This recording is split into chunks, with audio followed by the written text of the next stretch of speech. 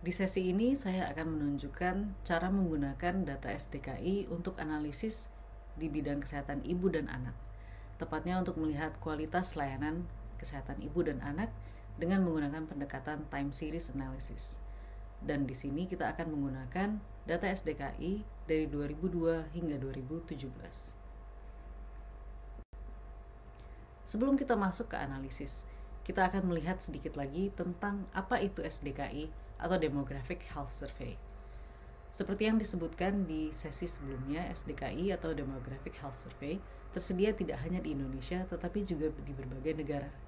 Di dalam gambar ini ada laporan-laporan yang tidak hanya dari Indonesia tetapi juga negara berkembang lainnya seperti Nigeria, Papua Nugini, Ghana, Angola, dan lainnya. Beberapa variabel kunci yang termuat di dalam SDKI atau Demographic Health Survey di seluruh negara adalah family planning, antenatal care, layanan persalinan, postnatal care, imunisasi anak, penanganan diare, penanganan pneumonia dan malaria, serta isu-isu kesehatan lainnya. Contoh variabel independen yang bisa dipakai dari SDKI atau DHS adalah Wealth Index atau status kekayaan dari setiap keluarga atau individu tersebut, lalu tingkat pendidikan, dan juga covariat yang bisa dipakai, seperti usia ibu, paritas atau jumlah anak, daerah tempat tinggal, dan sebagainya. Catatan penting untuk DHS adalah terdapat beberapa versi untuk kuesioner. Misalnya hingga 2021, ada 7 versi yang telah dilakukan. Berbagai versi ini memiliki sedikit perbedaan antara variabel ataupun definisi variabel yang dikumpulkan. Untuk Indonesia, di tahun 2017 atau survei terakhir DHS, itu menggunakan versi 7. Nah, untuk mengakses kuesioner, record manual, dan laporan analisis, kita semua bisa langsung ke website DHS atau dhsprogram.com. Sebelum kita mulai menganalisis data DHS, ada beberapa hal yang perlu dipahami secara mendalam, yaitu struktur datanya sendiri, jenis kuesioner yang digunakan di dalam DHS, serta dataset DHS saat kita mendownload dari dhsprogram.com nantinya. Kuesioner ada di level rumah tangga atau household. Lalu masing-masing individu yang ada di dalam rumah tangga tersebut juga memiliki kuesionernya tersendiri, baik itu untuk wanita maupun pria, serta untuk biomarker yang dikumpulkan. Saat kita mendownload dataset dari DHS, dataset ini akan terpecah-pecah dalam berbagai macam recode atau dataset tersendiri, mulai dari household recode, lalu household members recode, dan individual. Individual ini ada yang men, women, dan anak-anak atau children. Dari ibu-ibu juga dikumpulkan riwayat persalinan dan juga riwayat kesehatan anaknya. Seperti yang terlihat di gambar atas, misalnya untuk cluster sampling, terpilih beberapa household atau rumah tangga yang kemudian menjadi bagian dari survei SDKI atau DHS. Apabila ada individu di dalam rumah tangga tersebut yang terdiri misalnya dari kepala rumah tangga pria, wanita usia subur, dan anak-anak, maka kuesioner untuk pria dan wanita akan digunakan. Khusus untuk ibu-ibu atau wanita usia reproduksi, riwayat persalinan dan kelahiran mereka juga ditanyakan, serta kalau misalnya anak balitanya pernah menderita sakit atau imunisasi, ditanyakan juga kemana dan berapa kali berobat atau berapa kali imunisasi dan jenis-jenisnya apa saja. Itu hanya sebagian kecil dari informasi yang dikumpulkan dalam DHS. Ini adalah contoh-contoh dari variabel yang termuat di dalam DHS. Misalnya untuk kesehatan ibu saat hamil ditanyakan apakah saat mengakses layanan antenatal ibu ditimbang atau diukur tinggi badannya. Lalu juga terdapat banyak sekali variabel-variabel yang termuat di dalam dataset ini. Ini misalnya adalah variabel-variabel yang berhubungan dengan pemeriksaan kehamilan, mulai dari berapa kali memeriksa kehamilan dan apa-apa saja komponen antenatal care yang diterima oleh ibu tersebut. Bisa dilihat juga bahwa observasi atau jumlah orang yang disampel dalam DHS ini khusus untuk wanita usia reproduksi cukup besar, sekitar 200.000. Dan terdapat ribuan variabel terkait kesehatan ibu dan anak.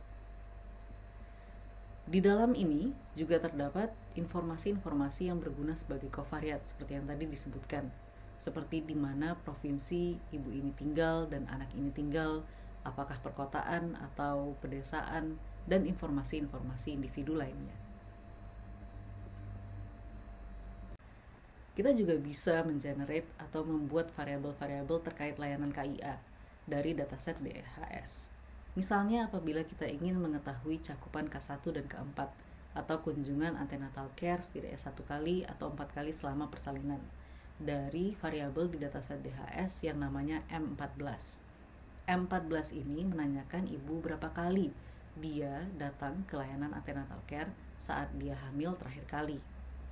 Atau apabila kita tertarik untuk melihat kualitas ANC, kita juga bisa menggunakan beberapa variabel lainnya. Misalnya variabel M42A yang menanyakan apakah saat ibu mengakses layanan ANC dia ditimbang. Hingga misalnya 42E itu apakah sampel darahnya diambil untuk diperiksa.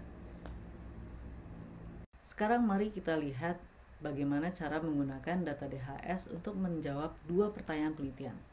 Yang pertama adalah untuk melihat penggunaan layanan kesehatan ibu dan anak menggunakan yang namanya Framework Effective Coverage untuk 4 layanan, termasuk family planning atau keluarga berencana, antenatal care, layanan persalinan, dan imunisasi anak.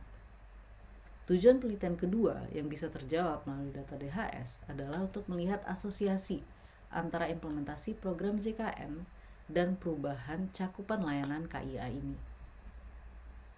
Sedikit tentang konsep effective coverage di bidang KIA. Konsep effective coverage ini bertujuan untuk melihat apakah cakupan layanan kesehatan ibu dan anak itu memang berkualitas dan memiliki dampak positif untuk perbaikan derajat kesehatan. Misalnya apabila kita mengambil contoh antenatal care, target populasinya adalah ibu-ibu hamil. Nah, ibu-ibu hamil ini diharapkan mendapatkan K1 dan kemudian lebih ideal lagi K4. Tetapi kita juga ingin memastikan bahwa kualitas K4 ini memang cukup. Sehingga kita makanya tertarik untuk melihat apakah selama ibu-ibu mendapatkan antenatal care, mereka ditimbang, diperiksa urinnya, diperiksa tekanan darah, dan sebagainya untuk memastikan bahwa layanan itu berkualitas dan bisa memitigasi atau mencegah faktor-faktor risiko.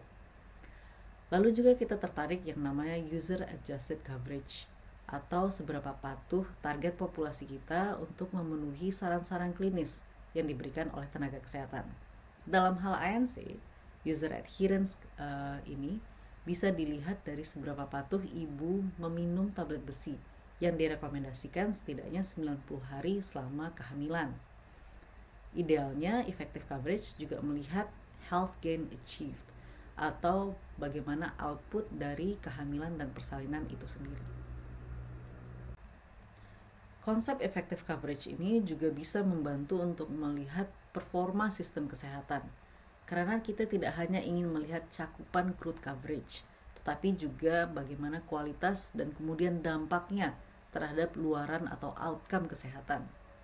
Effective coverage ini juga dapat digunakan untuk menganalisa pencapaian universal health coverage, di mana kita ingin semua populasi di Indonesia itu mendapatkan layanan yang berkualitas sesuai dengan kebutuhannya.